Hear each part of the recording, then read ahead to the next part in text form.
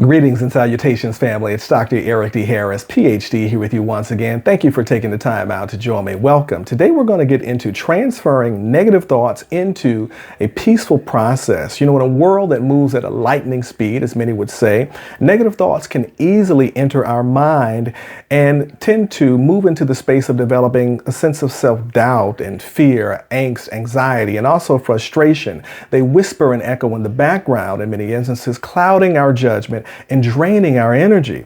But what if we could transform somehow these thoughts, not by fighting them or corralling them, but by embracing them in a peaceful process of transformation?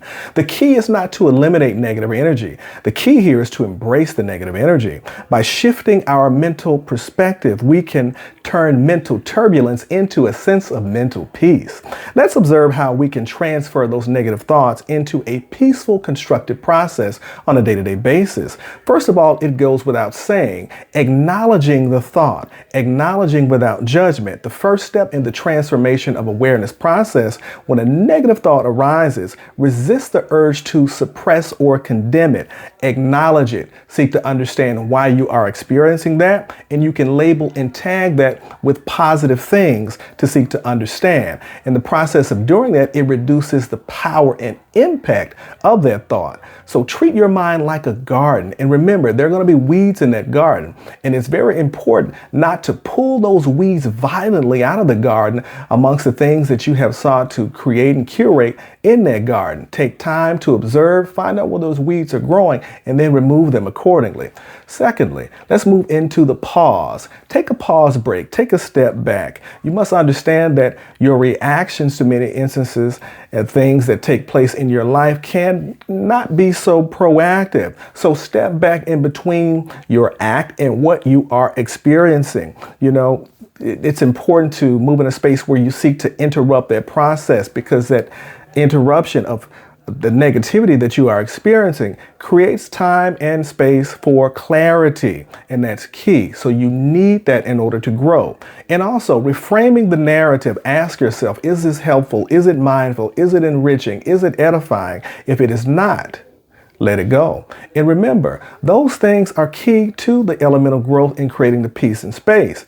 Don't say I always fail or engage in the process. Remember, I'm learning. I'm new at this. I'm doing this. That's a part of the growth process. So it's key to reframe pain. So that means that you're not seeking to escape that, or you're not taking full accountability or being responsible, but you're choosing a story that rather empowers you versus psychologically or mentally imprisoning you.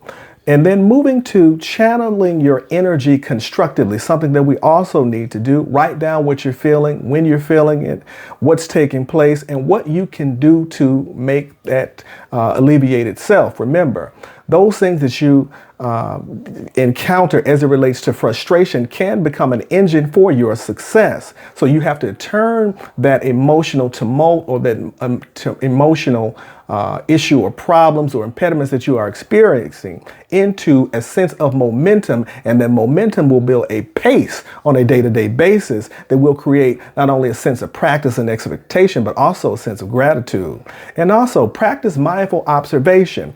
Pay attention to what's taking place. Remember, clouds are here for a moment, but clouds don't always stay. So they're present, but they're not permanent. So with mindfulness, you become an observer of what's taking place, and you're not the victim, and you don't become a victim of your mind. So the distance creates a space of inner peace that you're going to need each and every day.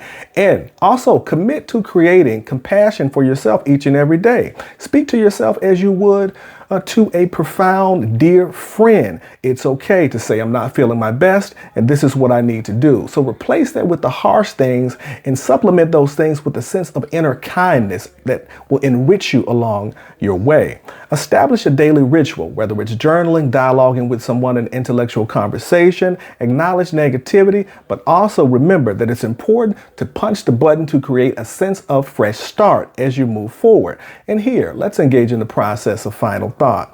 Peace isn't the absence of negativity. It is the mastery of it. Transforming negative thoughts into a peaceful process isn't about perfection. It never will be. None of us are. It's about daily practice. It's about recognizing that every troubling thought is an invitation to pause and engage in a sense of self-reflection, to understand who we are, where we are, and to grow and mature. Over time, mindful redirection becomes second nature, where you're able to transform your mind and your inner landscape within a space of calmness and also peace. So start small, start consistent, and remember, peace isn't found in a thought in mind. It's cultivated in the midst of a storm. Also developing a sense of wisdom on how you respond to the thoughts that you have on a daily basis. Your mind is not your enemy. It's your greatest ally, waiting to be met with patience, peace, and persistence. Dr. Eric D. Harris, PhD. Be well. Peace.